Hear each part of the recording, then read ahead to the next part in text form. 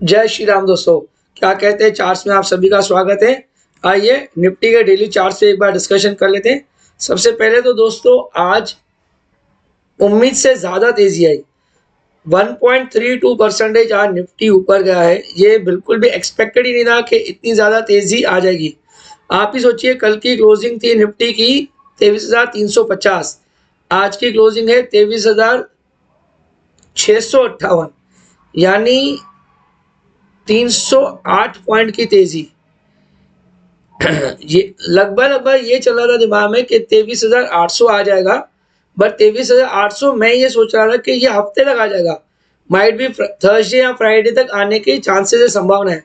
But जिस हिसाब से आज जो तेजी दिखी है और जो तेजी हमको इस वक्त अभी लगभग 8:45 है, तो ये जो तेजी हमको इस वक्त यूएस मार्केट्स में दिख रही है, तो हो सकता है कि यूएस मार्केट्स का अगर बहुत अच्छा बहुत तगड़ा फॉलोअप आता है, वही फॉलोअप तेजी अगर कंटिन्यू रहती है, तो कल के दिन पे हमको 23,800 दिखेगा।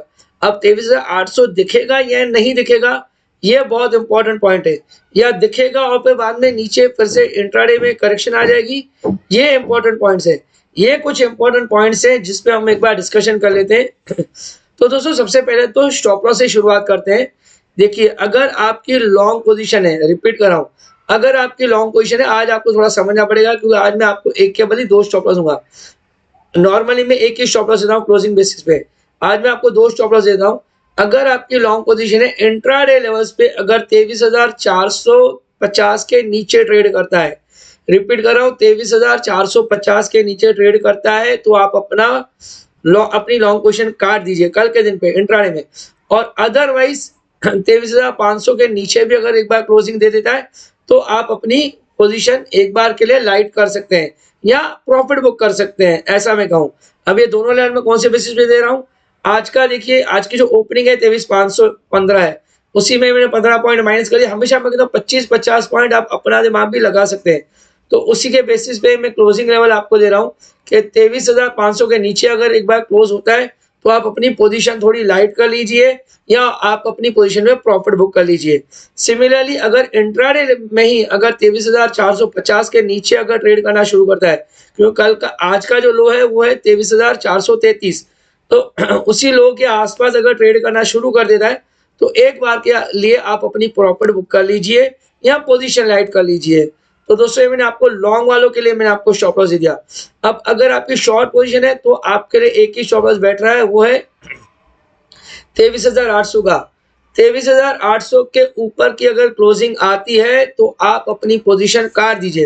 रिपीट कर रहा हूँ, 23,800 के ऊपर अगर क्लोजिंग आती है, तो आप अपनी शॉर्ट पोजीशन काट दीजिए।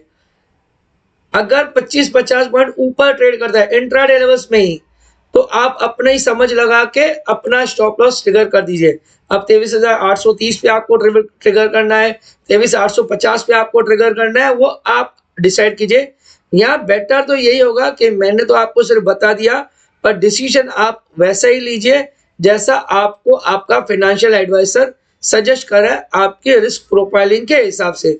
तो दोस्तों, मैंने आपको दोनों स्टॉप लॉस कवर कर दिए हैं, अगर आपकी लॉन्ग पोजीशन है और अगर आपकी शॉर्ट पोजीशन है, दोनों में ही। तो वैसे दोस्तों, जैसे मैंने आपको, अगर आपने मेरा कल का यानी परसों का अगर मेरा वीकली एनालिसिस देखा था, तो मैंने यही बात बोली थी कि क्या 23,800 आ जाएगा। अब 23,800 आ जाएगा कि नहीं आ जाएगा, ये हमको कैसे पता चलेगा, थोड़ा सा हम डिस्कशन करते हैं डेटा के ऊपर, क्योंकि आज का डेटा बहुत इंपॉर्टेंट है दोस्तों। देखिए, ये पॉइंट है ना, आज 24 मार्च है। मैं आपको पिछले 3-5 ट्रेडिंग सेशन से मैं आपको बता रहा हूं कि एफआईआईज अपनी लॉन्ग पोजीशन बढ़ा रहे हैं और शॉर्ट पोजीशन काट रहे हैं। अगर आप नोट करेंगे तो देखिए, 13 मार्च आखिरी दिन है जहां पे इन्होंने अपनी शॉर्ट पोजीशंस बढ़ाई थी।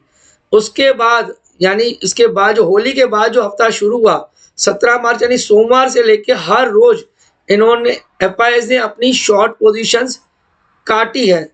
18 मार्च को तो बहुत ही ज्यादा 23,750 कॉन्ट्रैक्ट काटे हैं। कल तक इन्होंने अपनी शॉर्ट पोजीशंस काटी हैं, लॉन्ग पोजीशंस बढ़ाई हैं। पर आज एक हफ्ते के बाद, यहां मैं ऐसा कहूं कि 5 ट्रेडिंग सेशंस के बाद एफआईआईज ने अपनी शॉर्ट पोजीशन बढ़ाई है। या ऐसा कहूं कि इनिशिएट किया है शॉर्ट पोजीशन। 182 कॉन्ट्रैक्ट ही सिर्फ है शॉर्ट पोजीशन में। वैसे तो कॉन्ट्रैक्ट्स बहुत कम है दिखने में, बट अगर लॉन्ग में भी अगर देखा जाए तो सिर्फ 1401 कॉन्ट्रैक्ट ही है जो एफआईएस ने लॉन्ग क्रिएट किए हैं। मेरी समझ कहती है क्योंकि अब इन्होंने शॉर्ट पोजीशंस भी बनाना शुरू कर दिया है। अगर आपको चांस मिलता है, अगर आपको चांस मिलता है, रिपीट कर रहा हूं, 23,800 के आसपास, अगर आसपास भी आता है, ये नहीं कि एग्जैक्ट 23,800 डॉट टच नहीं हुआ, 23,750, 770, 780, 23,800, 810, तो मेरा विचार ऐसा है, मेरी समझ ये कहती है कि आप एक बार के लिए अपना प्रॉफिट बुक कर लीजिए। देखिए, ये मैं आपको दोनों बातें बता रहा हूं। अब मैं एक साइड में आपको ये भी कह रहा हूं कि आप अपना प्रॉफिट बुक कर लीजिए, एक साइड में ये भी कह रहा हूं कि आप अपनी शॉर्ट पोजीशंस काट लीजिए।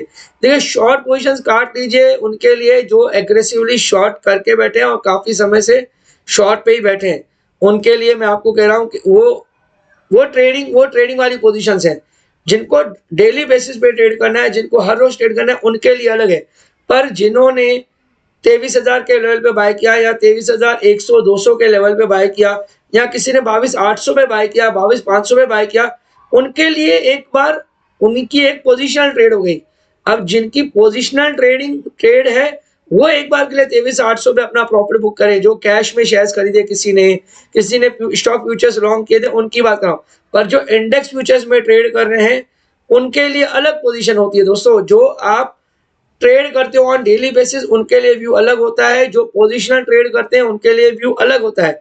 तो जिनकी पोजीशनल ट्रेडिंग है, उनके लिए मेरा व्यू ये है कि एक बार के लिए अगर आपको चांस मिलता है तो आप 23,800 पे अपना प्रॉफिट बुक कीजिए।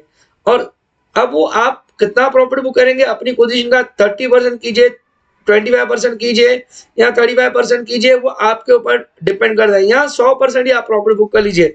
अगर आपने 22,500 या 22,600 भी लिया, वो आपका कॉल बैठेगा। रिपीट कर रहा हूँ, ये मैं आपको व्यू दे रहा हूँ जिनकी पोजीशन ट्रेडिंग है। और पहले जो मैंने आपको स्टॉप लॉस दिया था 23,800 का क्लोजिंग बेसिस पे, वो शॉर्ट पोजीशंस वालों के लिए, वो उनके लिए था जो हर रोज नया ट्रेड लेते हैं, यानी एवरी डे उनके लिए नई ट्रेडिंग पोजीशन है, उनके लिए वो अलग कॉल था। देखिए, दोनों अलग अलग व्यू हैं। एक पोजिशनल कॉल्स अलग होते हैं, पोजिशनल व्यू में अलग देता हूँ, या उनके लिए अलग व्यू रहता है। और जो एवरीडे ट्रेडिंग करते हैं या दिन में 2 बार 3 बार पोजीशन चेंज करते हैं, उनके लिए हमेशा ही अलग व्यू रहेगा। तो अगर आप एवरीडे ट्रेडर हैं, हर रोज नया ट्रेड लेते हैं, या लॉन्ग शॉर्ट दोनों ही करते हैं, तो अगर आपकी शॉर्ट पोजीशन है तो क्लोजिंग बेसिस पे आपका स्टॉप लॉस 23,800 बैठेगा। और अगर इंट्राडे में अगर 23,830 850 जहां आपको सही लगे, वहां आप अपने हिसाब से अपनी शॉर्ट पोजीशन स्कोर अप कीजिए। ये मैं इंडेक्स लेवल की बात कर रहा हूं। देखिए, दोनों अलग अलग बातें। ये इंडेक्स लेवल की एक अलग ट्रेडिंग व्यू बैठती है, और यहाँ पे जिनके लिए मैंने पोजिशनल कॉल दिए, हो सकता है उन्होंने मिड कैप्स में बाइंग किया हो सकता है उनके कुछ पहले के लिए हुए वो स्टॉक्स जो कि काफी टाइम से अटके हुए, और अगर उनको चांस मिल रहा है तो कल के लिए एक बार प्रॉफिट बुक करें। इसीलिए दोनों के लिए व्यू अलग अलग बैठेगा। मुझे उम्मीद है दोस्तों आप समझ रहे होंगे। अगर आप नहीं समझ रहे हैं, अगर आपको कंफ्यूजन हो रहा है, तो आप वैसा ही कीजिए जैसा आपको आपका फाइनेंशियल एडवाइजर कह रहा है। फिर से रिपीट कर रहा हूँ, इनफैक्ट कोई भी ट्रेड मेरे हिसाब से तो कीजिए ही नहीं। ट्रेड तो आप अपने हिसाब से कीजिए, या आप अपने फाइनेंशियल एडवाइजर से पूछ के कीजिए। तो दोस्तों, ये बात हो गई हमारी इंडेक्स लॉन्ग और शॉर्ट पोजीशन, हमने डिस्कशन कर लिया। एक बार के लिए एफआईआई एक्टिविटी देख लेते हैं। एफआईआई की बाइंग है 3,050 करोड़, 3,055 करोड़ है, 3,050 करोड़ मान लीजिए। डीआईएस की बहुत छोटी सी बाइंग है, आज सिर्फ 100 करोड़ की बाइंग है, 98.5 करोड़ है, बट 100 करोड़ मान लीजिए। एक थोड़ी अच्छी बात है कि पिछले 2 दिन से जो डीआईएस सेल कर रहे थे, 20 तारीख को उन्होंने 3,140 करोड़ का बेचा था, 21 तारीख को 3,200 करोड़ का सेलिंग किया था। उसके अगेंस्ट में डीआईएस ने 100 करोड़ की बाइंग की है।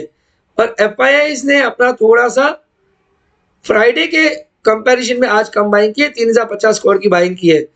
अब अच्छी बात यह है कि 3 दिन से back to back FII buy कर रहे हैं। अब कल के दिन पे बाइंग होगा या सेलिंग का फिगर आएगा, वो तो हमको कल मालूम पड़ेगा। पर एक और पॉइंट ये भी बता दूं मैं आपको कि आज फिगर्स एक्चुअली देखा जाए तो एफआईआई के काफी छोटे हैं, क्योंकि देखिए स्टॉक फ्यूचर्स में भी इन्होंने सिर्फ 1,000 करोड़ की बाइंग की है, इंडेक्स फ्यूचर्स भी इन्होंने सिर्फ 341 करोड़ का बाई किया है।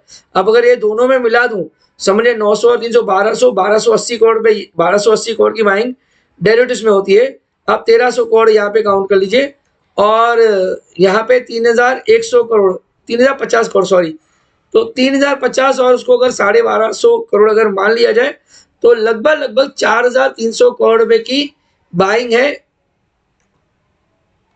FIS की। इन टोटलिटी देखा जाए FIS प्लस DIS तो 4400 करोड़ या 4500 करोड़ रुपया आज के दिन पे पंपिंग है, which is a good sign. वो मैं हमेशा ही कहता हूँ कि अगर नेट अगर आपको पॉजिटिव रहता है तो एक अच्छी साइन है। दोस्तों एक और डेटा हमने मिस कर दिया डिस्कस करना, वो है RSI। क्योंकि कल के दिन पे जब मैंने आपको बताया तो मैंने ये बात बोली थी कि RSI के हिसाब से मार्केट में और तेजी रहनी चाहिए। दोस्तों ये देखिए RSI अब ओवरबॉट जोन पे आ गया है। 71 RSI है आज का, 71.36। अब RSI के हिसाब से मार्केट ओवरबॉट जोन में आ चुकी है। रिपीट कर रहा हूं, RSI के हिसाब से मार्केट ओवरबॉट जोन में आ चुकी है। बट अभी ये सॉरी, अब ये बात बहुत ध्यान से समझिए, अगर ओवरबॉट जोन में आ गई इसका मतलब ये नहीं है कि करेक्शन होगा। रिपीट कर रहा हूं, अगर ओवरबॉट जोन में मार्केट आ गई इसका मतलब ये नहीं है कि यहां से करेक्शन होगा ही होगा। ये देखिए एक 78 का भी RSI आपको दिखा है, ये 26 तारीख सितंबर की बात कर रहा हूं। तो अगर मान लीजिए किसी ने अगर यहाँ पे अगर 71 के RSI पे बेच दिया, ओके, तो उसने क्या कर लिया, उस दिन का हाई था 25,850, उसने 400 पॉइंट की तेजी अपनी गवा दी। तो दोस्तों ये सब आप सब कुछ समझा जा सकता है, सब कुछ समझाने के लिए कोशिश की जा रही है। एग्जैक्टली ऐसा ही हो हमेशा जरूरी नहीं है। कहने का मतलब ये है कि अगर मैंने कल के दिन पे आपको बोला था कि RSI एक बार ओवरबॉट जोन में आएगा, उसके बाद प्रॉफिट बुकिंग हुई, RSI ओवरबॉट जोन में आ चुका है, पर प्रॉफिट बुकिंग होगी ऐसा बिल्कुल भी जरूरी नहीं है। क्योंकि RSI का रूल ये बोलता है कि अगर कभी RSI ओवरबॉट जोन में चले जाए तो इसका मतलब ये नहीं है कि आप अपनी लॉन्ग पोजीशंस काट दे। वो तो जब जैसे ट्रेंड चेंज होगा, अभी कल के दिन पे कैसी कैंडल बैठेगी उसके ऊपर ही आप परसों के दिन पे डिसीजन ले सकते हैं। तो इसका मतलब ये बिल्कुल भी नहीं होगा कि कल के दिन पे और यहाँ से तेजी नहीं होगी। या आप अपने माइंड सेट ये बना ले आज रात का मेरा वीडियो देखने के बाद कि भाई कल के दिन पे तो फटाक से हम ओपनिंग में शॉर्ट करें, ऐसा बिल्कुल भी जरूरी नहीं है। रिपीट कर रहा हूँ, ऐसा बिल्कुल भी जरूरी नहीं है। ऐसा हो भी सकता है कि जैसे कल के दिन पे गैप अप ओपन हो, जैसे अभी मैं थोड़ी देर पहले चेक कर रहा था तो नैस्डैक 2% ऊपर है और लगभग 1 या 1.25% डाउ जोन्स भी ऊपर है। 500 550 पॉइंट डाउ जोन्स ऊपर है, थोड़ी देर पहले मैंने चेक किया था। तो हो सकता है कि इसी के बेसिस पे ही कि कल के दिन पे हम गैप अप ओपन हो, गैप अप ओपन होने के बाद प्रॉफिट बुकिंग आए वो अलग बात है। हो सकता है नहीं आए, वो भी हो सकता है। तो दोस्तों आप जो भी डिसीजन लें बहुत ज्यादा सोच समझ कर लें। वैसे अब मैं आपको एक अपना लास्ट अपना पर्सनल व्यू दे देता हूं। मेरी समझ ये कहती है पोजीशन ट्रेडर्स के लिए अगर आपको चांस मिलता है तो 23,800 से या 23,770 से लेके 23,800 820 तक आपको अगर चांस मिलती है तो एक बार के लिए पोजीशन ट्रेडर अपना एक बार के लिए प्रॉफिट बुक कर सकते हैं। यहीं पे दोस्तों हम अपना शो वाइंड अप करते हैं। उम्मीद है कि आपको हमारा शो पसंद आ रहा है। अगर आपको लग रहा है कि भाई नहीं महेश भाई कहीं ना कहीं पे कोई ना कोई कमी है तो आप कमेंट सेक्शन में डालें। हम कोशिश करेंगे कि बेहतर से बेहतर शो बनाएं और आपके उम्मीदों पे खरा उतरे। तब तक के लिए दोस्तों आप अपना ख्याल रखिए, अपना ध्यान रखिए। जय Shri Ram. Disclosures: Investment in securities market are subject to market risk. Read all the related documents carefully before investing. Investors are responsible for their investment decisions and are responsible to validate all the information used to make the investment decision.